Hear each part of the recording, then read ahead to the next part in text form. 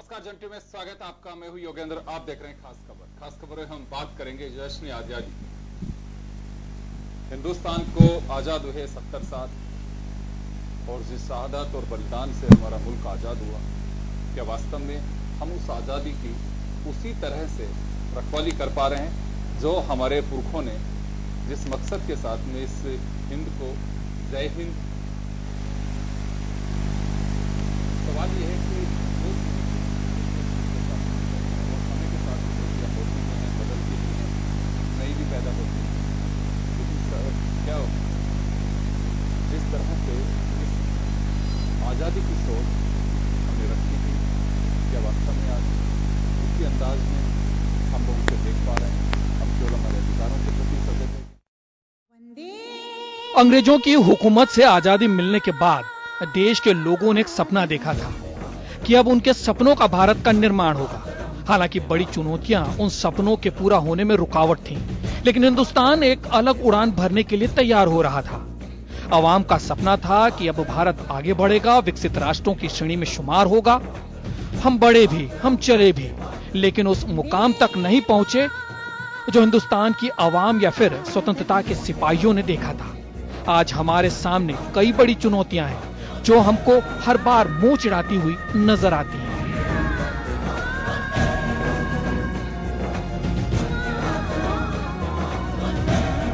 किसान का देश कहलाने वाले भारत में अभी तक किसान के हालात में सुधार नहीं हो सका है। किसान अब भी कर्ज के तले दबता जा रहा है और आत्महत्या करने को मजबूर है। अशिक्षा आज भी हमारे को जकड़े हुए। देश के हर बच्चे को शिक्षा का उजियारा नहीं मिल पा रहा। गरीबी ने आज भी हमारे पांवों को जकड़ रखा है। गरीबी का यह अभिशाप देश के एक बड़े तबके को आगे बढ़ने नहीं दे रहा। बेरोजगारी आज युवाओं के लिए अभिशाप बन गई है। करोड़ों युवा देश में बेरोजगारी का शिकार है। आतंकवाद और नक्सलवाद भी हमारे लिए एक विकराल समस्या बनी हुई है, जो कि देश के कई हिस्सों को खोखला करने में जुटी हुई है। स्वास्थ्य के मामले में भी देश को कई चुनौतियां झेलनी पड़ रही है। आज भी लाखों लोग बेहतर स्वास्थ्य सेवाओं के अभाव में दम तोड़ देते हैं।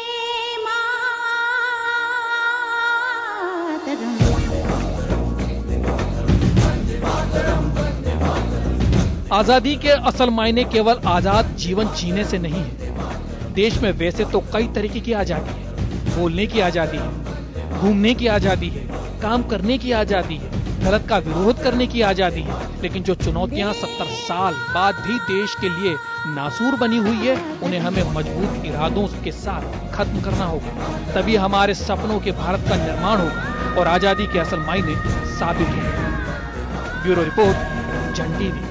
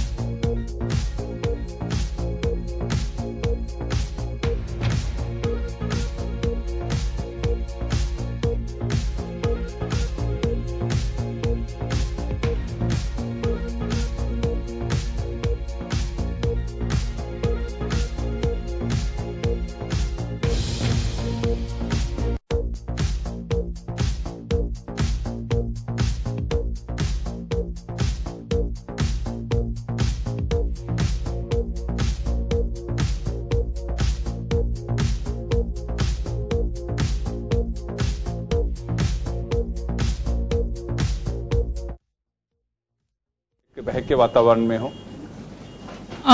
ऐसा तो नहीं है, लेकिन अल्पसंख्यक जो भी जिस भी वातावरण में रह रहे हैं वो अपनी अशिक्षा की वजह से रह रहे हैं। उन्हीं की कास्ट के कुछ नेताओं की वजह से वो लोग आगे नहीं बढ़ पाए और प्रमुख कारण अशिक्षा और बेरोजगारी रही। जबकि हमारी स्वतंत्रता ने सबको समान अवसर दिए, समान रोजगार दिए, समान कार्य करने के एक वातावरण उनको दिया। लेकिन ये हमारे लिए दुर्भाग्य है कि अल्पसंख्यक समाज को आज भी हम साथ लेकर नहीं चल पाए।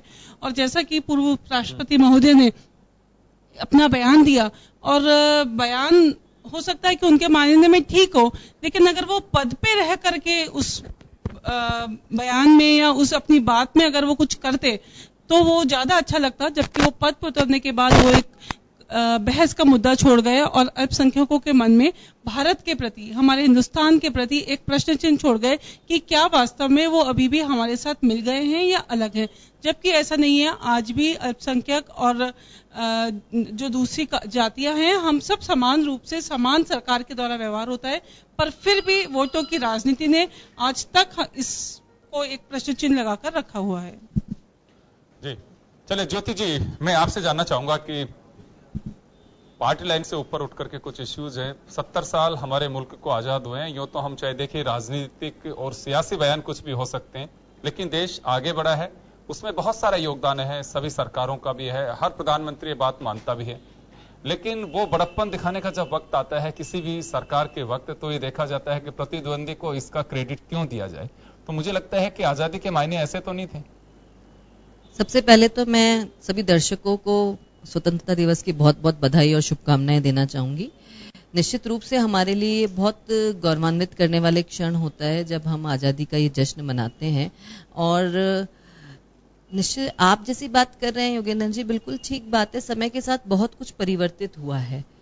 जब हमारे जो शहीद हैं, स्वतंत्रता सेनानी हैं, जब वो अपनी लड़ाई लड़ रहे थे तो उन्हें अपने अधिकारों के बारे में इतना सोचने का वक्त नहीं था और वो केवल अपने कर्तव्य की पूर्ति करने में लगे हुए थे कि किसी भी तरीके से, चाहे हमें शहादत देनी पड़े, चाहे हमें संघर्ष करना पड़े, चाहे कोई कठिन दौर से हमें गुजरना पड़े, चाहे जेल जाना पड़े, लेकिन हम हमारे देश को आजाद कर करके ही दम लेंगे।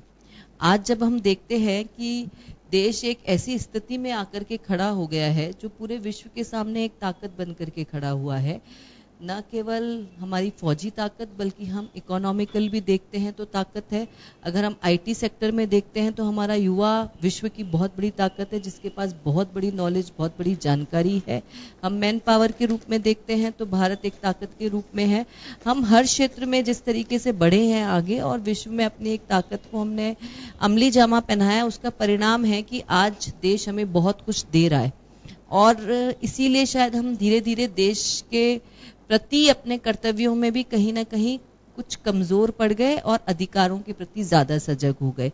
ये एक जरूर फर्क आया है, लेकिन फिर भी मुझे लगता है कि देश के प्रति हमारी भावनाओं में, देश के प्रति हमारे सोच के तरीके में कोई फर्क नहीं आया है। हम आज भी अपने तिरंगे का सम्मान करते हैं, हम आज भी अपने देश के प्रति वो भावना, वो जज्बा रखते हैं और जब जब वो जज्बा दिखाने का मौका मिलता है हमने दिखाया भी है। बस एक छोटी सी बात जरूर मैं कहना चाहूंगी, जिस बात की तरफ आपने इशारा किया कि प्रतिद्वंदी दल होते हैं और वो एक दूसरे को देश के आगे बढ़ने की सफलता का क्रेडिट नहीं देना चाहते हैं। मैं ये मानती हूँ कि ये तो लोकतंत्र की खूबसूरती है कि आप जो विपक्ष में बैठा हुआ व्यक्ति होता है, कोई आपके पास आलोचक है, कोई आपके पास निंदक है जो आपके, क्योंकि कोई भी काम बिल्कुल परफेक्ट हो ये तो जरूरी हो ही नहीं सकता, उससे सभी वर्ग खुश हो ये भी संभव नहीं हो सकता। तो उस काम की कमियों के प्रति अपने विचार को व्यक्त करने की स्वतंत्रता, अभिव्यक्ति करने की स्वतंत्रता हमारे देश में हमारे संविधान ने, लोकतंत्र ने दी है, ये अच्छी बात है। लेकिन मैं एक जगह जरूर यहाँ पर एक इशारा करना चाहूंगी कि हम अपने देश में रह करके पक्ष और विपक्ष की भूमिका निभाएं, एक दूसरे की कमियां निकालें, वहां तक तो ठीक है। लेकिन कहते हैं ना कि घर में भाई कितना भी लड़ ले, लेकिन अगर पड़ोसी सामने आकर के खड़ा हो जाए तो हमें एकजुटता की बहुत जरूरत होती है।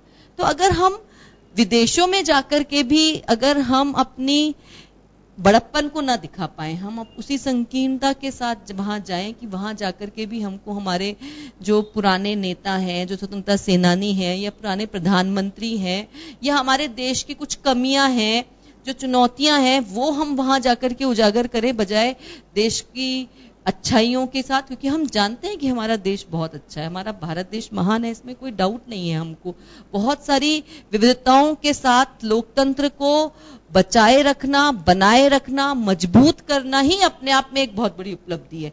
तो उन चीजों को अगर हम वहां जाकर के बोलें, वहां जाकर के बताएं, हमारी जो उपलब्धियां हैं उनको हम शेयर करें, हमारी जो खूबसूरतियां हैं उनको हम शेयर करें, खूबियां हैं उनको हम शेयर करें, तो शायद हम विश्व में अपनी एक बहुत अच्छी पहचान बना सकते हैं। लेकिन कभी कभी ऐसा लगता है कि हम दलगत राजनीति में इतने ज्यादा डूब जाते हैं कि विदेश में जाकर के भी अगर, और खासतौर से प्रधानमंत्री तो किसी दल का होता ही नहीं है, ये तो नहीं थे कि हम विदेश में जाकर के भी अपने दलगत राजनीति से, मुझे लगता है कि प्रधानमंत्री देश का होता है और उन्हें जरूर इस बात का ध्यान रखना चाहिए। मैं किसी पार्टी से नहीं, मैं एक व्यक्तिगत अपनी जो भावना है वो, बल्कि मैं तो यूं कहूं कि अगर मुझे प्रधानमंत्री जी तक कोई बात पहुंचानी होगी तो मैं इस बात को जरूर पहुंचाना चाहूंगी। मांगा था आपसे सुझाव, आपने भेजा नहीं, उन्होंने 3 दिन तक ऐप खुला रहा है, बहुत सारे लोगों ने भेजा। चलिए मनीष जी, आपके पास में आना चाहूंगा।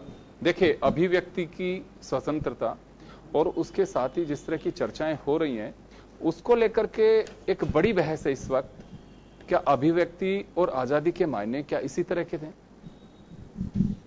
बात तो सही है योगेंद्र जी, हमने बहुत एंजॉय किया 70 साल में। आजादी तो यही है जो भी आप कर रहे हैं, या तो हम परसेप्शन से समझते हैं या फिर हम देखते हैं लोगों को कि ये आजाद हुए हैं। आजादी का मतलब ये होता है कि हम खुद महसूस करते हैं। दोनों बातों के बीच में दुनिया चलती है, एक्सट्रीम पे कुछ नहीं होता। जो बात विरोध की है वो है, विधानसभा में हान पक्ष का कमरा है और एक पक्ष के कमरे का नाम ही ना पक्ष है। अब ये क्या बात हुई? वो कभी भी नहीं कहता कमरा कि मेरे को तो ना कहनी है, नहीं है, मैं तो आपके साथ हूं, डेमोक्रेसी के साथ हूं, आप मेरे अध्यक्ष हो, आप मेरे मुख्यमंत्री हो। लेकिन वो कमरा ना ही कहता है और फिर यही प्रस्ताव रखा जाता है, हाँ पक्ष जीता, हाँ पक्ष जीता, हाँ पक्ष जीता, ना पक्ष जीता, ना पक्ष जीता, ना पक्ष जीता। This is the beauty of democracy. I think कोई नेगेटिविटी नहीं है, ये काम है। बहू का अपना रोल है, सास का अपना रोल है। घूंघट किसी को निकालना है, घूंघट किसी को देखना है, किसी को आरोप लगाने हैं, किसी को कमियां निकालनी है, खिचड़ी सबको मिलकर खानी है। मुझे लगता नहीं रसोई सबको चलानी है, कोई ऐसी बात ही नहीं है। डेमोक्रेसी तो यही है। और फिर क्यों नापक्ष लॉबी क्यों है, हाँ क्यों है, ये क्या बात हुई? चलिए वो तो एक बात ठीक है, मैं आपसे बात से सहमत हूं। जो संवैधानिक दायरा हमारे यहाँ पे जी, और बाहर जाके ये कहना कि कांग्रेस पार्टी अच्छी है या बीजेपी पार्टी अच्छी है, नहीं कहा तो नहीं कहा, कह दिया तो कह दिया, इसमें क्या हो गया? वो क्या कर लेंगे? वो कौन सी बुआ जी है जो हमारे को घर से निकाल देगी? एक मैं आपको समझना चाहता हूं, देखिए बड़प्पन तो यही है, दिल बड़ा है, ना किसी का दबाव है, ना डरे हुए हैं, मन की खिड़कियां खुली हुई है, दिल के दरवाजे खुले हैं। अगर है तो है, इसमें कोई बुराई नहीं। वो भी जानते हैं, उनके देश में भी डेमोक्रेट्स और रिपब्लिकन्स लड़ते हैं, उनको पता है। बाहर जाके कहा ही जाता है भारत हमारी माता है, कुछ लोग नहीं कहते हैं, तो हम कभी नहीं कहते कि नहीं। सवाल सिर्फ इतना सा है कि एक बड़ी बहस इस वक्त ये है और हर कोई जानता भी है, चौराहे की चर्चा है। और जब चौराहे पे चर्चा होती है, और मैं एक आपको बताना भी चाहूंगा, मेरी उम्र तो खैर इतनी नहीं रही है, लेकिन आज भी इतिहास के पन्नों पे है कि चौराहे, चौपाल और गली से हमारे आजादी का बिगुल बजा था जी। और आज जो चर्चा ये है कि क्या ऐसी स्थितियां बन गई मुल्क के अंदर कि जो कभी कोई इनसिक्योरिटी कॉम्प्लेक्स आता है किसी में, किसी के लिए कहा जाता है कि उसे पूरी अभिव्यक्ति की आजादी नहीं मिल पा रही है, हम हमारे कर्तव्यों के प्रति ज्यादा सजग हैं। मेरा सवाल सिर्फ इतना सा है आपसे कि क्या वास्तव में जो माहौल है एक बड़ी चुनौती नहीं है, जिसे कैसे दूर किया जा सकता है? बिल्कुल, ये बात मैंने आपको कहा कि इस बारे में ये जरूर है कि हम मैच्योर इतने हो गए कि हमें मां से लड्डू लेना आ गया। हमें ये पता है कि मैं लड्डू कैसे मिलेगा, और मैंने तो नहीं खाया, भैया खा गया है। ये शुरू से ही है, मैया मोरी मैं नहीं माखन खायो, और यही स्थिति है। आप जन्माष्टमी है, पूरी दुनिया जानती है। बाद में मनीष जी, लेकिन जो लड्डू है जिस तक तो पहुंच ही नहीं पा रहा है, सवाल ये है वही है जिनको बांटे जा रहे हैं। आप देख रहे हैं 2 रुपए किलो गेहूं से लेके लड़की की शादी तक के पैसे सरकार दे रही है। सरकार दे रही है गैस के चूल्हे से लेके बिजली तक के पैसे सरकार दे रही है, यूरिया पे सब्सिडी सरकार दे रही है, रोटी राशन सरकार दे रही है, मकान चद्दर खाट सरकार दे रही है, ट्यूबलाइट बल्ब सरकार दे रही है, प्रेशर कुकर सरकार दे रही है, स्टोव। मनीष जी आप बताओ। मनीष जी अगर आप उसके बाद एक बात मैं कहना चाहूंगा, आप जिससे बात करें, चले ये तो सरकार का अपने एक रोल अदा करने की आप बात करें, लेकिन क्या मैं एक बात कहना चाहूंगा, हिंदुस्तान एक आजादी का मतलब तो ये था कि मैं रोटी कमाऊं, सर हिंदुस्तान, ये बिल्कुल बिल्कुल बिल्कुल। तो सरकार की आप तारीफ कर रहे हैं, आप सरकार की तारीफ कर रहे हैं इसमें। उसके बाद लोग कह रहे हैं कि हम असुरक्षित हैं इस देश में। जिन लोगों ने लाभ उठाया डेमोक्रेसी का, वो सवाल उठाते हैं अपनी कार्यकाल के आखिरी दिन। ये ब्यूटी नहीं है डेमोक्रेसी की, ये इस्तेमाल है। और इसी इस्तेमाल की ब्यूटी ने लोकतंत्र को ऐसे कुनबे पैदा कर दिए जिन्होंने ये कहा कि ये हमारा पक्ष है, हम तो कहेंगे नापक मैं एक बात कहना चाहूंगा, नापक जीता नापक जीता। मैं एक बात कहना चाहता हूं आपसे कि आप जो कह रहे हैं कि सब्सिडी दी जा रही है, यूरिया पे सब्सिडी दी जा रही है, स्कूल जाने के पैसे, कॉलेज जाने के पैसे, कंप्यूटर में बैठने के पैसे, किताब लेने के पैसे, आप कह रहे हैं सबको मालूम है, लेकिन मेरा सवाल तो सुन लीजिए आप, मेरा सवाल तो सुन लीजिए, आपके कमाल का सवाल सुन लीजिए मेरा एक बार। मैं ये कह रहा हूं कि गवर्नमेंट चाहे किसी की भी हो, आजाद जब ये भारत हुआ था तब किसी ने कल्पना भी नहीं की थी कि मेरा बच्चा, उस वक्त के स्वाभिमान की बात बता रहा हूं मैं आपको, कि जिनका कर्ज आज हम चुका भी नहीं सकते हैं, आज वोट की राजनीति में हम सिमट करके रह गए। जिन चीजों की योजनाओं का आप जिक्र कर रहे हैं उसमें कहीं न कहीं सियासी बू आती है, और एक हम आदी बना रहे कि भी एडिक्शन है लोगों को कि फ्री की दवाइयों का, फ्री का खाने। नहीं, सुन लीजिए आप मेरी बात। सवाल यहां पे यह है कि क्या वास्तव में इनके पीछे वो आवश्यकता है कि चुनौती नहीं है कि आज अगर गरीब को आप इतना लाभ दे रहे हो, गरीबी क्यों है इतने साल तक भी, कुशिक्षा, अशिक्षा क्यों है, सामाजिक सरोकार की भावनाएं क्यों लुप्त होती जा रही हैं? चुनौती तो ये है, आप ये कहकर के सरकारी योजनाओं की आप किसी को वो स्वावलंबन पेश क्यों नहीं कर रहे जो महात्मा गांधी जी, जो आज बीजेपी के भी आदर्श बन गए हैं, जिनका तो सपना ही यही था कि स्वावलंबन, फिर आप योजना क्यों लेकर के आ रहे हो? स्वावलंबन का धारणा क्यों नहीं है, वो खत्म क्यों हो रही है? वो भी एक आजादी की सोच थी। ये भी डेमोक्रेट, मैंने वही कहा, इन सरकारी योजनाओं से भी आजादी होनी चाहिए। अगर डेमोक्रेसी को आपको, चलिए, मैं नंद भारद्वाज साहब इस वक्त हमारे साथ में है, मुझे लगता है कि बहुत अच्छे से ब्रीफ हो ही कर सकते हैं आजादी के मायने और वर्तमान परिदृश्य को। जी सर, आपसे जानना चाहूंगा मैं। देखिए, देश आजाद हुए 70 साल हो गए, और इस 70 साल में देश अपने अंदरूनी तौर पर जितना मजबूत हुआ है और दुनिया की एक बड़ी ताकत के रूप में उभरा है, तो इसमें लोकतांत्रिक प्रक्रिया का जो योगदान सारी पार्टियों के हिस्से में आता है, मुझे तो लगभग सब में बराबर सा लगता है। अगर कभी कांग्रेस मजबूत थी तो उसका विपक्ष भी मजबूत था, और विपक्ष मजबूत होने के कारण कांग्रेस को भी एक समर्थ पार्टी के रूप में, एक अच्छे दल के रूप में अपनी भूमिका निभानी थी। आज अगर कांग्रेस विपक्ष में है या दूसरे दल विपक्ष की भूमिका में है, तो उन्हें भी अपना वो स्थान मजबूती से कायम रखना चाहिए, उन्हें उस स्थान पर खड़े रहना चाहिए, तब लोकतंत्र मजबूत होता है। हमारे देश में एक आधारभूत ढांचा इन 70 सालों में बहुत अच्छे ढंग से विकसित हुआ है, लेकिन कोई किसी देश के आधारभूत ढांचे से ही देश मजबूत नहीं माना जाता। उसके भीतर की जो आत्मा है वो उसकी जनता में विश्वास करती है, वो कितनी मजबूत है, वो कितनी आपस में जुड़ी हुई है, या उसकी विविधता का कितना सम्मान है। अगर विविधता को हम मिला करके किसी एक में मर्ज कर देना चाहते हैं, ये हमारी कमजोरी है। विविधता का सम्मान कीजिए, सभी धर्मों का सम्मान कीजिए, सभी तरह की रंगतों के लोगों का सम्मान होना चाहिए। सम्मान तभी करेंगे जब आप दूसरे को सम्मान देंगे और अपने प्रति सम्मान की अपेक्षा करेंगे। दूसरे को आप हर वक्त अगर गरियाते रहेंगे, हर वक्त उसकी कमियों को या उसके किसी नकारात्मक पक्ष की ही चर्चा करेंगे, तो इससे न तो आप देश को मजबूत करेंगे और न उसे ही यह आत्मविश्वास दे पाएंगे। इसलिए इंटेलेक्चुअली, बौद्धिक रूप से देश कितना मजबूत हुआ है, उसका साहित्य, संस्कृति, शिक्षा, विज्ञान, इन क्षेत्रों में कितनी तरक्की हुई है, क्योंकि वो हमारा बेसिक इन्वेस्टमेंट है। आज जो हमारी एक कल्याणकारी राज्य की कल्पना है, जिसमें शिक्षा और स्वास्थ्य, ये कल्याणकारी राज्य में बड़ी भूमिका में आते हैं। आप कल्पना कीजिए, या हमारे आज के इस सत्ता व्यवस्था में वो उसके लिए कितना प्रावधान करते हैं, इस पर विचार करने की जरूरत है। मुझे लगता है कि इन पक्षों पर इन पिछले सालों में लगातार कमी हुई है, इन पक्षों को सुधारा नहीं गया है, बल्कि इनकी कठिनाइयां और बढ़ गई है। शिक्षा का क्षेत्र बहुत कमजोर होता जा रहा है। मैं मीडिया में 33 साल नौकरी करके आया हूं, और मीडिया में या तमाम जो शैक्षणिक संस्थानों के अंदरूनी जो ढांचा है, जो संरचना है, वो बहुत कमजोर हुई है। आप बहुत अच्छी बिल्डिंग बना दें, आप बहुत अच्छी सुविधाएं तकनीकी दृष्टि से उसे संपन्न कर दें, इससे संस्थान नहीं चलता है। संस्थान चलता है उसके भीतर पढ़ने वाले या उससे अंदर लाभ लेने वाले जो लोग हैं, वो कितना आत्मविश्वास महसूस करते हैं, या जो शिक्षक है वो कैसा महसूस करते हैं, या जो चिकित्सक है उनको आप कितना बल देते हैं, इससे ताकत आती है। या सारे देश में जो इतनी विविधताओं वाला देश है, ये सब लोग इस देश को अपने देश के रूप में गौरव के साथ महसूस करें और सुरक्षित महसूस करें। मैं मनीष जी की बात से सहमत हूं, कि किसी को भी डरने की जरूरत नहीं है। और डरे क्यों? वो इस देश के नागरिक हैं, किस बात का डर है? आज जो सत्ता में बैठे हैं उनको भी तो उन्हीं के समर्थन से गद्दी पर बिठाया गया है। उनका दायित्व बनता, उनका हक बनता है कि उनके साथ में दोस्ताना और बिल्कुल बिरादराना रिश्ता रखे। उन्हें किसी भी तरह का डर हो तो चिंता करनी चाहिए, उस पर सवाल उठाने की जरूरत नहीं है कि आप ऐसा क्यों कह रहे हैं। कहेंगे हमारा हक है, हमने आपको खड़ा किया है, लोकतंत्र के पैरी हम हैं, आप नहीं हैं। आपको हमने खड़ा किया, आपको उस जगह बिठाया, हम आपको ये बताएंगे कि देश किस तरफ जाना चाहिए। मुझे लगता है कि इन सालों में ये पक्ष कमजोर हुआ है, ये चिंता का विषय है। बिल्कुल, जैसा मैंने पहले कहा कि चिंता और चुनौतियां समय के साथ अलग अलग अंदाज में सामने आती हैं, अलग अलग चुनौतियां सामने आती हैं, लेकिन कई चुनौतियां आज में हैं। जब ये मुल्क आजाद हुआ तब से आज तक बाहें खड़ी हैं और उन्हें दूर करने की जरूरत है। सरकारों की इच्छा शक्ति पे हम सवाल खड़ा नहीं करते हैं, लेकिन जो रिजल्ट जिस तरह से आना चाहिए, चाहे गरीबी हो, भुखमरी हो, करप्शन हो, बहुत सारी ऐसे ये नासूर हैं जो मुझे लगता है कि जड़ से खत्म करने होंगे।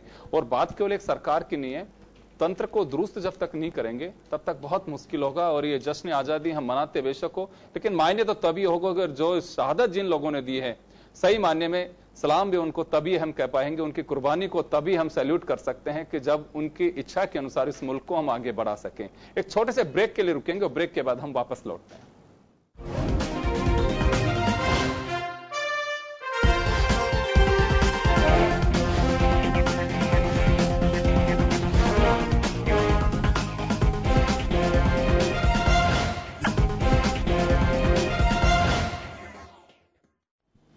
ब्रेक के बाद एक बार फिर आपका स्वागत है। आप देख रहे हैं खास खबर और हम बात कर रहे हैं जश्न आजादी की।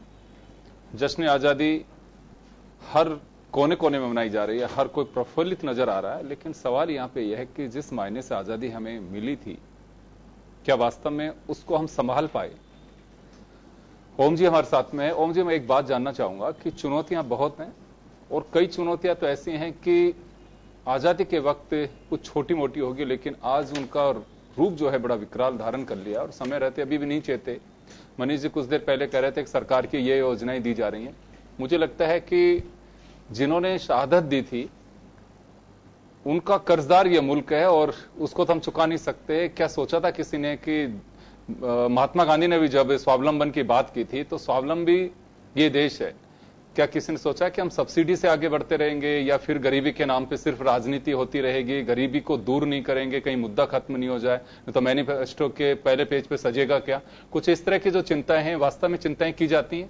देखिए योगेन जी, हमारी आज़ादी के बाद में जब पार्लियामेंट में हमारे प्रधानमंत्री ने अपनी योजनाएं रखी और जिस तरह की अर्थव्यवस्था को हमारे प्रधानमंत्री ने पार्लियामेंट के सामने पेश करके उसको स्वीकार करवाया, वो मिश्रित अर्थव्यवस्था थी जिसमें कि निजी क्षेत्र भी था और सार्वजनिक क्षेत्र भी था। और उससे ही उसी की वजह से आज इस मुल्क को आप देख रहे हैं कि अपनी जमीन पे जितनी मजबूती से खड़ा, वो उस प्रारंभिक स्थितियों की वजह से ये जो सफल असफल जो भी रहा, लेकिन प्रारंभिक उस बुनियाद पर ही आज पूरा मुल्क खड़ा हुआ है।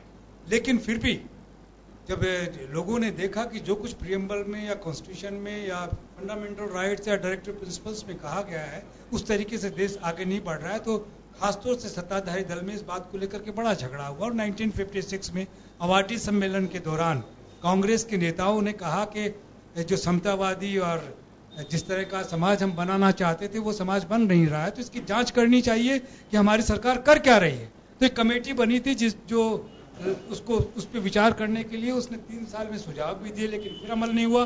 तो फिर अगले अधिवेशन में, और मैं आखिर में आ जाता हूं कि 1962-63 के अंदर जब जयपुर में अधिवेशन हुआ, जयपुर के अधिवेशन में फिर उस बात को उठाया गया कि जो प्रोमिसेस हमने जनता से किए तो फुलफिल नहीं कर रहे हैं, ऐसी स्थिति में सरकार को जिम्मेदार ठहराते हुए इनसे जवाब मांगना चाहिए। पंडित नेहरू तो चले गए, लेकिन उसके बाद में जो भी प्रधानमंत्री रहे उनको बड़ी समस्याओं का सामना करना पड़ा, पाकिस्तान से युद्ध लड़ना पड़ा। उसके बाद में जब श्रीमती गांधी प्राइम मिनिस्टर बनी तो उसके वक्त में उनको कहा गया कि तो गूंगी गुड़िया है, इसके पास में कुछ नहीं है। और जिस तरह का वो सिंडिकेट इंडिकेट का जो एक सिलसिला भी रहा, वो भी हम लोग सब शायद जो भी इतिहास पढ़ते हैं उनको पता है। लेकिन श्रीमती गांधी की वापसी जब आप देखते हैं तो गरीबी हटाओ स्लोगन के साथ में हुई। यानी वो 1956 का जो अवार्डी का सम्मेलन था उसमें जो प्रस्ताव पारित किया था उसको फिर से लागू करने की बात और लोगों को वो सब अधिकार, वो सब सपने जो स्थापित करने की बात के साथ में श्रीमती गांधी 71 तक लौटती है, लेकिन वो फुलफिल नहीं होते। नतीजा क्या होता है? नतीजा ये होता है कि फिर से पूरे देश के अंदर एकजुट हो जाते हैं लोग और डेमोक्रेसी बिल्कुल जिंदा नजर आती है कि मजदूर भी एक जगह एकत्रित है, किसान भी एक जगह एकत्रित, नौजवान भी है, और एक ऐसा आंदोलन उठता है जो जेपी के नेतृत्व में नजर आता है। और श्रीमती गांधी को एक गलत रास्ता अडॉप्ट करना पड़ता है, तानाशाही का रास्ता जी जी। लेकिन उस समय ओम जी एक हाँ जी जी जी उसके बाद में ना उसके तो यानी कि सपने पूरे नहीं हुए, और सपने पूरे ना होने के बाद में भी एक जमाना ये आता कि हम लिबरलाइजेशन और इन सब पे आते हैं, और नरसिम्हा राव के नेतृत्व में हमने जिस तरह का अर्थव्यवस्था अडॉप्ट कर ली, किसी ने सवाल नहीं किया, विपक्ष में बैठे हुए नेताओं ने भी नहीं किया कि हमारा सार्वजनिक क्षेत्र कहाँ गया, हमारा निजी क्षेत्र कहाँ गया, और ये कॉर्पोरेट कैसे आ रहा है, इसके बारे में किसी ने पूछा नहीं। ये भी नहीं बताया कि दुनिया की स्थितियां बदल गई हैं। आज अमेरिका का डोमिनेशन और उसके साथ जो कॉर्पोरेट जो दूसरे मुल्क लगे हुए हैं उनका डोमिनेशन है, ऐसी स्थिति में हमें कैसा विकास का मॉडल अडॉप्ट करना पड़ रहा है, किसी ने नहीं बताया, आज तक नहीं बोलता कोई भी। ये जो राजनेता बोलते हैं विधानसभाओं में, लोकसभा में, किसी को चर्चा नहीं है। ये तो हमने ही जाना है, मीडिया ही है जिसने बताया कि साहब एक अमृत सेन का मॉडल है और एक ये जगदीश भगवती का मॉडल है, जिसके नीति आयोग बने और जिसके अरविंद बांगड़िया ने लीडर रहे, जिसमें कि हेल्थ पे और एजुकेशन पे कुछ भी देने का सिलसिला नहीं है, और ये इसको जिसमें सब्सिडीज को खैरात के नाम से पुकारा गया। ये सब भी हम देखते रहे और हम सवाल नहीं करते कि खैरात किस लिए। इस मुल्क में जो आदमी नीचे रह गया है उसको आरक्षण भी है, उसको सब्सिडी भी है। ये सब बातें कोई चर्चा नहीं करता है, और राजनेता जब तिरंगे को लेकर के चलते हैं तो मुझे बार बार ये याद आता है कि ये क्या हो रहा है। जिन गारंटीज को फुलफिल नहीं कर पा रहे हैं, उसके सपने दिखा रहे हैं, और फिर कहते हैं जो कुछ उसके विपरीत बोलने की चेष्टा करता है तो तत्काल परिभाषाएं बदल दी जाती है। राष्ट्रवाद की परिभाषा अलग है, नेशनलिटी की परिभाषा अलग है। तो ये सब चीजें बड़ा परेशान करने वाली है, और फिर मैं कह रहा हूं कि जिंदा डेमोक्रेसी को फिर से सोचने समझने के रास्ते पर लगातार चलना होगा। सरकार चाहे किसी की भी हो, केंद्र में हो चाहे या राज्य में हो, इनसे वही सवाल पूछना है कि कॉन्स्टिट्यूशनल गारंटीज कब पूरी होंगी। जो आपने कहा है उनको आप खैरात कैसे कहते हैं, उनको आप रिजेक्ट कैसे करते हैं, उनको लेकर के जब कोई आदमी बात करता है आप मेहरबानी कहाँ कर रहे हैं। अगर आप चूल्हा दे रहे हैं या गैस दे रहे हैं या ट्रांसपोर्ट दे रहे हैं तो मेहरबानी नहीं कर रहे। दिस इज योर ड्यूटी, ये आपकी जिम्मेवारी है। इनके लिए काम करना आपकी मेहरबानी नहीं है, आपकी जिम्मेवारी आप पूरा कर रहे हैं, और इस पर आपको आह्लादित हमें होना चाहिए, आपको नहीं। आपको तो कहना चाहिए कि देखिए मैं प्रधान सेवक हूं या छोटा सेवक हूं, मैं जनता की सेवा करने के लिए आया हूं और लगातार करता रहूंगा। भारद्वाज साहब आपके पास में आना चाहूंगा। अभिव्यक्ति की आजादी को लेकर के एक बड़ी चर्चाएं अभी नहीं है, मुझे लग रहा है कि करीब 5-7 साल से ज्यादा हुई है। इससे पहले से भी अभिव्यक्ति की बातें होती रही, लेकिन अब ये कोई एक बहस का विषय हो गया।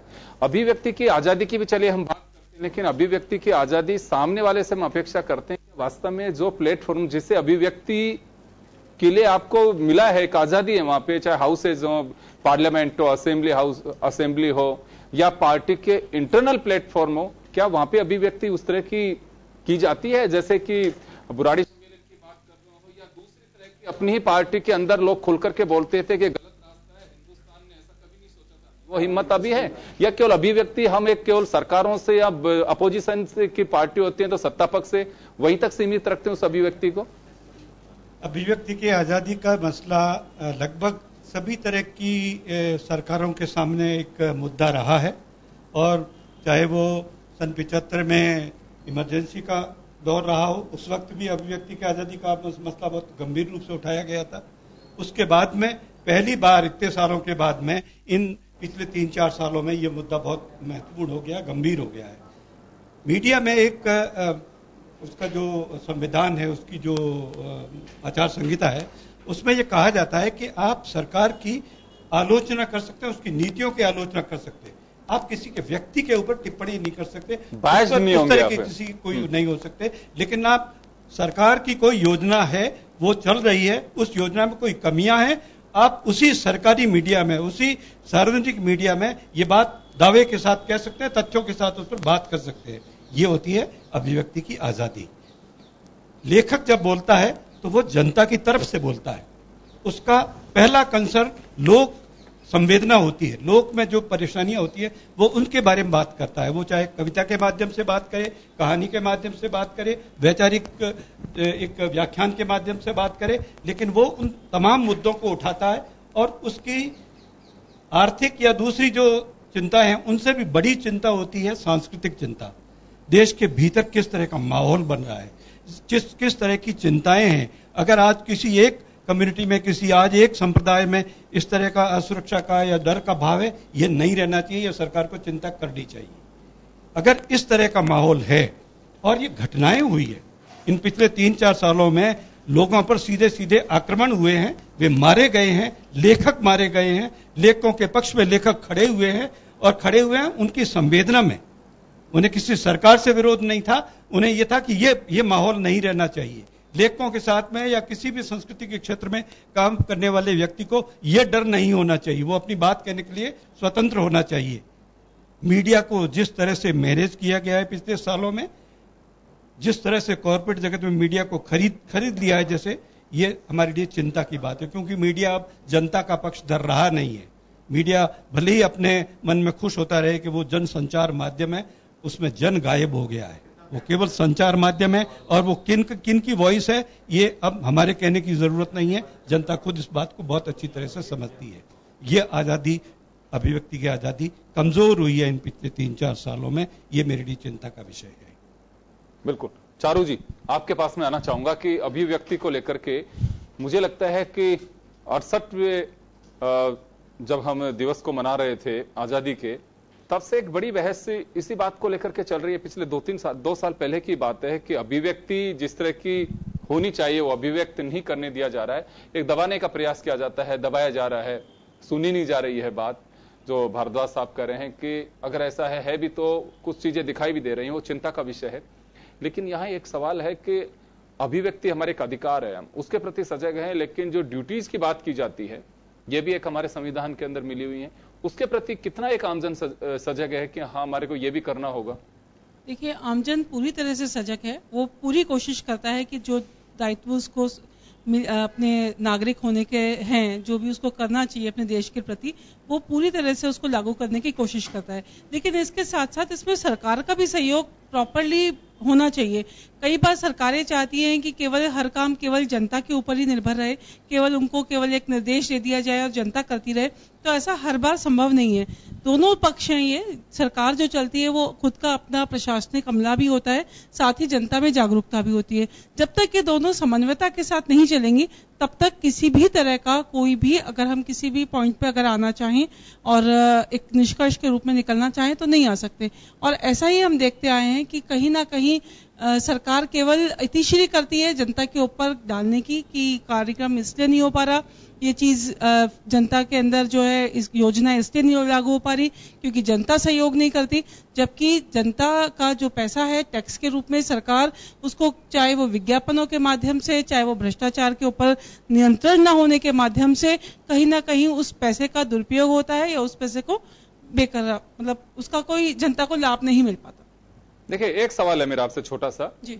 अधिकार के साथ साथ ही हमारा कर्तव्य जो है उसी के अंदर निहित है। ये कहा जाता है कि मेरा अधिकार है कि सार्वजनिक सेवा में जो लोग हैं वो काम करें, लेकिन करप्शन अगर कहीं पे होता है तो ये हमारी ड्यूटी भी बनती है कि उस काम को कराने के लिए इन रास्तों को छोड़ करके, नहीं होगा काम एक बार के लिए, लेकिन लोग एकदम शॉर्टकट मेथड, सभी को तुरंत काम चाहिए, ये एक हमारी धारणा जो बदलती जा रही है, मुझे लगता है कि ये भी एक चुनौती है इस मुल्क के सामने, इस आजादी के सामने। आज की तारीख में सबसे भयावह समस्या है और हर व्यक्ति अपना काम चाहता है।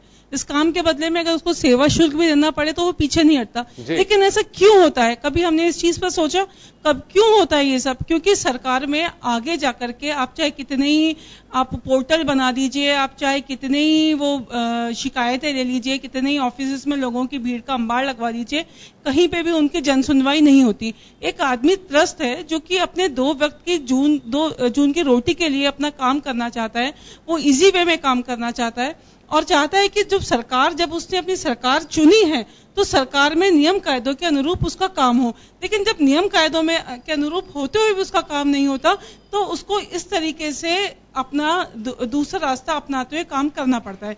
जबकि आज की जो सबसे बड़ी चुनौती है वो यही है कि हम इस भ्रष्टाचार को रोकें। और अभी भी हम ये देख रहे हैं कि आज की तारीख में हम बहुत चीजों पे जा रहे हैं, हम स्वच्छ भारत मिशन पे जा रहे हैं, बहुत अच्छा मैटर है, चाहे हम शिक्षा पे जा रहे हैं, बहुत अच्छी चीज है, सारी चीजों पे हम कहीं भी जाएं बहुत अच्छी बात है, लेकिन जब तक भ्रष्टाचार नहीं रुकेगा, चाहे आप कितनी भी योजनाएं ले आइए, ये सब जीरो, इनका जो बाद में रिजल्ट आएगा वो जीरो आएगा। तो मेरी तो आपके चैनल के माध्यम से अनुरोध है कि कम से कम सबसे पहले इतने बड़े बड़े विभाग हैं, इतनी आए दिन शिकायतें होती रहती हैं। हाल ही में नगर निगम की तो इतनी शिकायतें ज्योति जी ने की हुई हैं, लेकिन आज तक उनके ऊपर कोई एक्शन नहीं हो पाता, चाहे वो पीएफ से संबंधित समस्या हो, जिनका खुले आम लोगों को पता है कि ये समस्या नगर निगम की समस्या है, लेकिन कहीं उसका कोई नहीं है। जब सरकारें आएंगी, चली जाएंगी, रिपोर्ट बनेगी, जांच होगी और कोई निष्कर्ष नहीं निकलेगा, तो जनता जाए कहां? जनता को इस तरीके से अपना दूसरा रास्ता अपनाना पड़ता है। तो सरकार को कम से कम, जब वो इतने वोटों से जीत करके आते हैं, प्रचंड बहुमत के साथ आते हैं, तो इसकी ओर भी ध्यान देना चाहिए।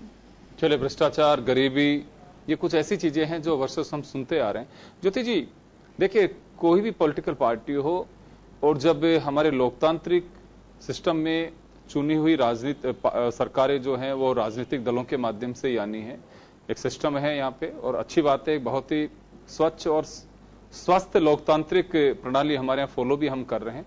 लेकिन मैनिफेस्टो के अंदर गरीबी हो, चाहे शिक्षा की बात हो, ट्रांसपेरेंसी का जिक्र हो, समानता की बात की जा रही हो, महिलाओं के उत्थान की बात की जा रही हो, ये कुछ ऐसी चीजें हैं। मैं तो बहुत छोटे लेवल पे बात कर रहा हूं, यूं तो हमारी सीमाओं के पर हमारी जो चुनौतियां हैं, आतंकवाद जिस तरह से मुंह बाहें खड़ा हुआ है, बहुत सारी चुनौतियां हैं। इन चुनौतियों को लेकर के अगर हम जिक्र करें तो क्या वास्तव में धरातली हकीकत क्या है इनकी? कुछ इच्छा शक्ति रखते हैं या फिर हम दूर नहीं कर पा रहे?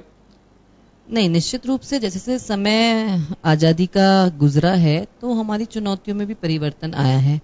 लगातार हमारे सामने आप देखेंगे जातिवाद है, सांप्रदायिकता है, आतंकवाद है, हमारे यहाँ की कानून व्यवस्था है, ये सब हमारे लिए बहुत बड़ी चुनौतियों के रूप में, और खास तौर से करप्शन है, ये हमारे लिए एक बहुत बड़ी चुनौती के रूप में सामने है, और इन पर पार पाना बहुत जरूरी भी है। क्योंकि अगर हम चाहते हैं कि हमारी एकता बनी रहे, हमारा लोकतंत्र जिंदा रहे, तो ये बहुत जरूरी है कि हम सांप्रदायिकता और आतंकवाद जैसे मुद्दों पर बहुत गंभीर होकर के न केवल राजनीति करें, बल्कि इस विषय में एकजुटता के साथ कुछ ठोस निर्णय और कड़े कदम उठाने का भी प्रयास करें।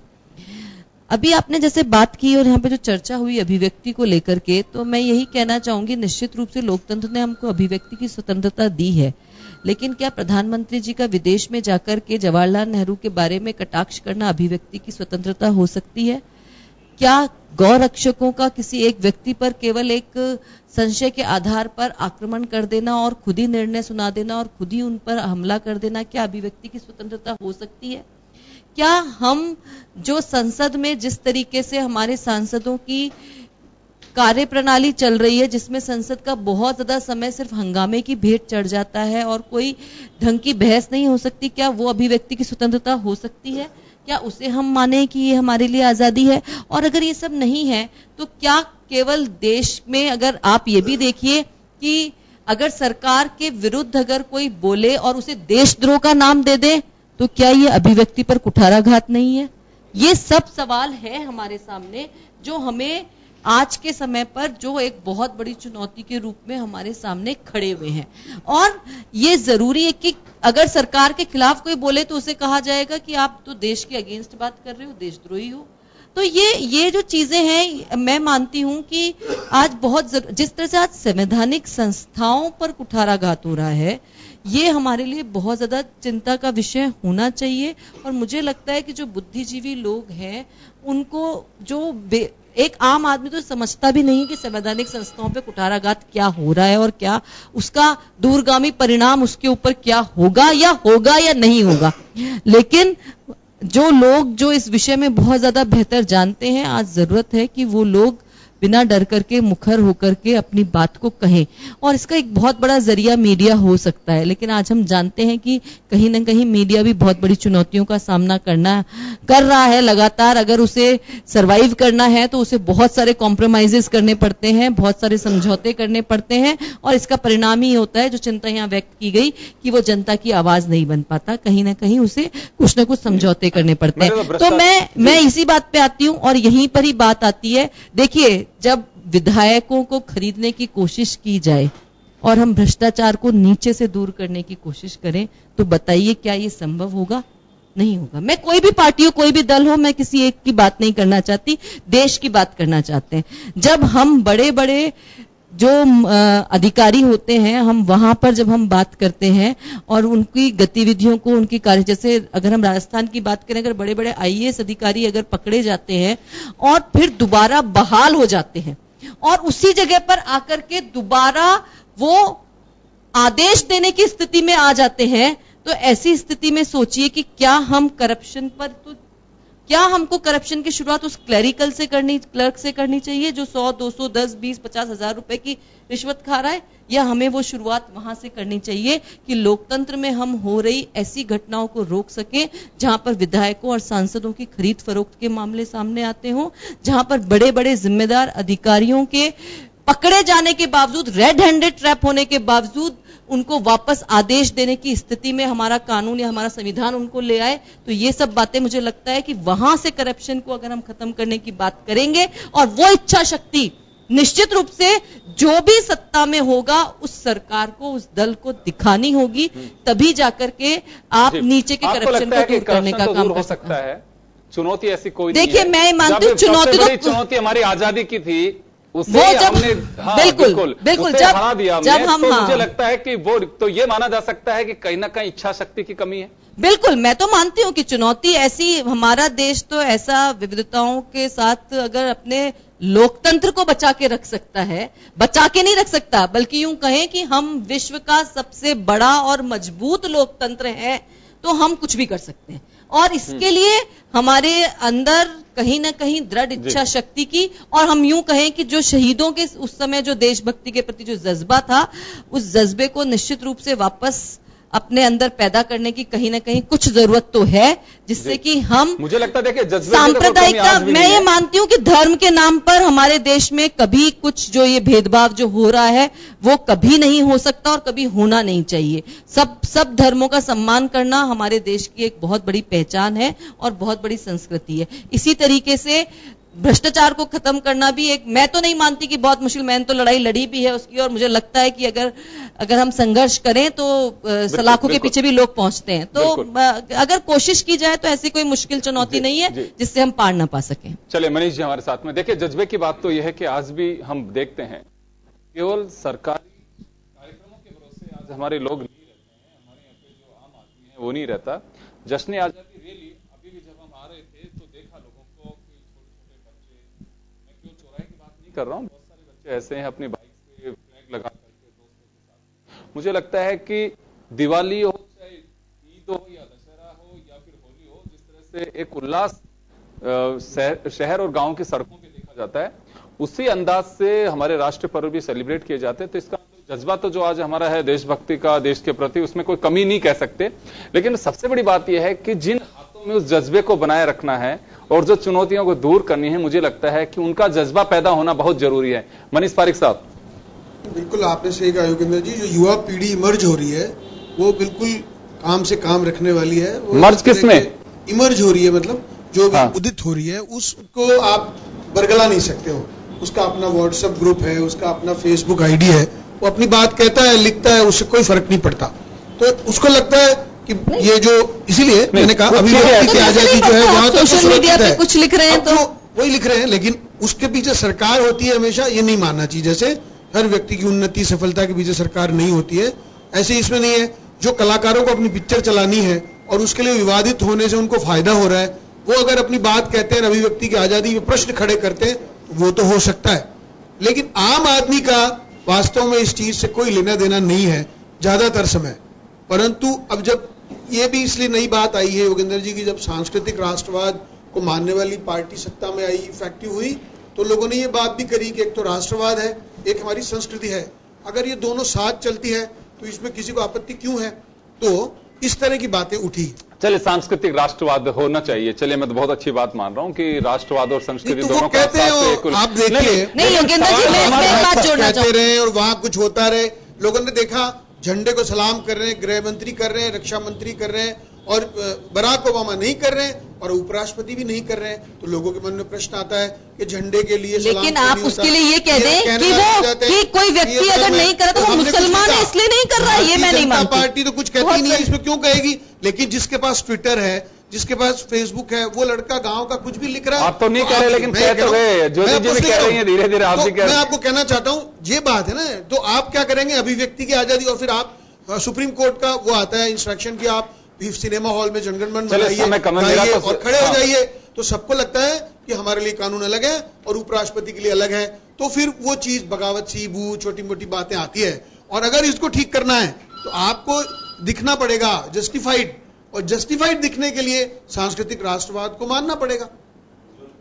नहीं, मुझे तो देखिए, मेरा सवाल ये है मनीष जी, समय बहुत कम है, मैं आपसे ये जानना चाह रहा हूं कि जो चुनौतियां देश के सामने वहां खड़ी हैं उनकी मैं बात कर रहा हूं। अब किसने राष्ट्रगान गाया नहीं गाया, मैं आपको क्या कह रहा हूं, ये भी अभिव्यक्ति की आजादी पे बात हो रही थी। यहां से निकलता है, जिसको गाना है वो गाएगा, अपने रोक भी नहीं सकता। नहीं गाएगा वो नहीं गाएगा, फिर आप कानून में मत रखिए, फिर गारंटी मत रखिए कॉन्स्टिट्यूशन की कि भैया तू तो गा, तू मत गा, तू झंडा लगा, तू मत लगा, तू ड्रेस पहन के आ, तू मत आ। ये क्या बात हुई। मैं मनीष जी एक बात पूछना चाहती हूँ आपसे कि जो मंदिर जाता है सिर्फ वही धार्मिक है, जो अगर मंदिर नहीं जाता तो क्या वो धार्मिक नहीं है? क्या वो घर में, अगर वो घर में रह करके ही पूजा कर रहा है, क्या वो मैं जो रोज गोविंद देव जी के जाता है वो तो बहुत धार्मिक व्यक्ति है, और जो साल में एक बार भी गोविंद देव जी के दर्शन करने नहीं जाता वो व्यक्ति धार्मिक नहीं हो सकता। जब आप इस तरीके से चीजों को जस्टिफाइड नहीं कर सकते, भावनाओं को जस्टिफाइड नहीं कर सकते, तो राष्ट्रवाद को भी इस तरीके से जस्टिफाइड नहीं कर सकते। बिल्कुल, हाँ, अगर कोई व्यक्ति आरती में खड़ा है और अगर वो आरती को गा नहीं रहा है, इसका मतलब वो वहां पे भगवान के सामने धार्मिक होकर के नहीं खड़ा। आप कैसे इस बात को कह सकते हैं? और इसलिए हम बोल रहे हैं कि राष्ट्रवाद, हम भी राष्ट्रवाद है, हम भी राष्ट्रवाद है। हम लेकिन आपने देखा है वो ऑस्ट्रेलिया वाले मानते हैं, वो कह देते हैं हम निकाल देंगे, हम नहीं मानेंगे। चाइना वाले मान रहे हैं ये नहीं चलेगा, वो कह रहे हैं भारत में ऐसा क्या हो गया कि डेमोक्रेसी से इतने डर गए, भारत में ऐसा क्या हो गया। नहीं, कोई नहीं डर रहा, ये नहीं, किसने कहा कोई डर गया? क्यों नहीं डरेगा? अपना तू कर, अपना कर। हमारे यहाँ पर जो धर्म जो व्यक्ति मान रहा है उसको मानने की स्वतंत्रता देनी पड़ेगी। आप ये सोचो कि कोई व्यक्ति को आप ये करें, नहीं, बिल्कुल नहीं। आप अगर आप देश की सांस्कृतिक विचारधारा की और राष्ट्रवाद की बात कर रहे हैं तो इस समय बल्कि सांस्कृतिक राष्ट्रवाद को सबसे बड़ा आघात लग रहा है। जो हमारी सांस्कृतिक एकता है उसको आप दूर करने की कोशिश कर रहे हैं। कोई गला नहीं घोटा जा रहा था, बिल्कुल नहीं गला घोटा जा रहा था। नहीं, आप आमिर खान की पत्नी को डर लगता है तो उससे ज्यादा तो हम असुरक्षित हैं। हमारी स्थिति यह है कि हम जोर से लाउड स्पीकर नहीं बजा सकते हैं। 10 बजे हमारा कानून काम करता है, तो फिर उधर क्यों नहीं करता? लोगों को सवाल है। आप इसको प्रेम से सुनिए, आप इसको वैर भाव से मत देखिए। आप तो धर्म के विषय में लड़ाई करने लग गए, और अगर धर्म के विषय पे अगर लड़ाई लड़ेंगे तो बहुत ही अलग तरह की लड़ाई हो जाएगी। लाउड स्पीकर बजा सकता हूं, ये कैसी आजादी, ये कैसी अभिव्यक्ति। मैं पत्थर फेंक सकता हूं तो कानून बताना पड़ेगा कि पत्थर नहीं फेंक सकते हो आप, मेरी अभिव्यक्ति की आजादी है। और यहां पे करूं तो वो गलत बात है। नहीं, ये जो बात आपने धर्म के नाम पर आज देश में शुरू की है, यही हमारे देश को सबसे बड़ा आघात लगा है। इसके पहले कभी इस तरह की बातें नहीं थी कि इस धर्म का व्यक्ति ये काम कर सकता है, इस धर्म का नहीं कर सकता। लेकिन आज आपकी चीजें हैं, आज आपकी स्थिति घंटा बजाएंगे हम, क्या बात हुई? आप कह रहे हैं शुक्रवार को लाउड स्पीकर बजाएंगे और हनुमान जी का घंटा नहीं बजाएंगे। आप कौन सी अभिव्यक्ति की आजादी आ गई? आप बताओ, दोनों है या तो? नंद भारद्वाज जी आप बताइए, या तो दोनों ठीक है। समय का अभाव है, मैं माफी चाहूंगा। किसी ने भी कभी दोनों को गलत और दोनों को सही एक साथ कभी नहीं कहा। आज इस चर्चा को आपने जन्म दिया है। जश्न आजादी को हम सेलिब्रेट कर रहे हैं, लेकिन जो मायने निकाले जा रहे हैं वो ऐसे कभी किसी ने नहीं सोचा होगा। मायने यही होना चाहिए कि हमारा जो मुल्क है धर्मनिरपेक्ष राष्ट्रवाद उसके साथ भी जुड़ा हुआ है, लेकिन राष्ट्रवाद की डेफिनेशन अपने अपने अंदाज से की जा रही है। मुझे लग रहा है कि वो कहीं ना कहीं एक बहस का विषय भी बन रहा है। कुछ लोगों का कहना है कि ये राष्ट्रवाद की सही डेफिनेशन नहीं है, कुछ लोगों का कहना है कि राष्ट्रवाद की डेफिनेशन ही यही है जो मुझे लगता है कि ज्यादा लोग जो कह रहे हैं वो गलत है नहीं, और जो कम लोग कह रहे हैं वो सही जो है। संविधान कहता है, मनीष पारिक साहब, जो संविधान कहता है वो सबसे सही है, ये माना जाना चाहिए। और मुझे लगता है कि राष्ट्रवाद नहीं करेंगे, देखिए आप अमेरिका के राष्ट्रपति के पास में खड़े होके उसकी तरह व्यवहार करेंगे, ये कभी नहीं कहा संविधान। बिल्कुल नहीं कहा, तो फिर बिल्कुल नहीं कहा। छूट कैसे? एक आदमी को छूट दे रहे हैं नहीं आप, और उसके बाद में 700 लोगों से अपेक्षा कर रहे हैं कि वो पालन करेंगे। यही तो कह रहा हूं, आजादी है। हुक्म सबके पास पत्रकार है, सबके पास कलम है, सब डायल करते हैं, सब ट्वीट करते हैं, और ऐसे में ढकोसला नहीं चलता, ऐसे में छद्मता नहीं चलती। मैं कितना भी समर्थक हो जाऊं उनका, मेरी टोपी कुछ दिन ही रहेगी, उतार के फेंक देंगे मुझे लोग, जैसा लोगों ने किया।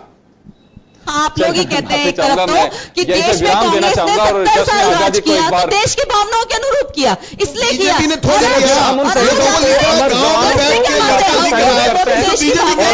आज आपको जुम्मा 3 साल हुए और अब सब आप कह रहे हैं कि हमारे खास खबर में आप सबने देखा, और मुद्दा यह था कि वास्तव में जिन चुनौतियों का सामना हम कर रहे हैं आजादी कितने साल बाद भी, और जो बड़ी चुनौती गौरी हुकूमत के सामने मुल्क को आजाद कराने की थी, जब उसे हम फाड़ करके और बाहर निकाल सकते हैं हमारी आजादी को, तो मुझे लगता है कि गरीबी हो, चाहे कुशिक्षा हो, या फिर जिस तरह की असमानता हो, चाहे एक नया एक माहौल जिस तरह का क्रिएट किया जा रहा है वो हो, उन तमाम चुनौतियों को हम दूर कर सकते हैं, उससे बाहर जा सकते हैं, लेकिन इच्छा शक्ति की आवश्यकता है। मुझे लगता है कि अगर आज चुनौती इस मुल्क के सामने ऐसे हैं जिसको हम दूर कर सकते हैं, तो कहीं ना कहीं यही माना जाएगा कि हमारी इच्छा शक्ति वैसी नहीं है जैसी हमने सोची थी और जैसी होनी चाहिए। खैर चलिए, जश्न आजादी में आप सेलिब्रेट करिए, और इसी तरह से जो शहीद हुए हैं, उस कुर्बानी जिन लोगों ने दी, उसकी शहादत को हम फिर नमन करते हैं। और जश्न आजादी हमारी खास खबर, बस इसमें इतना ही। दीजिए इजाजत, नमस्कार।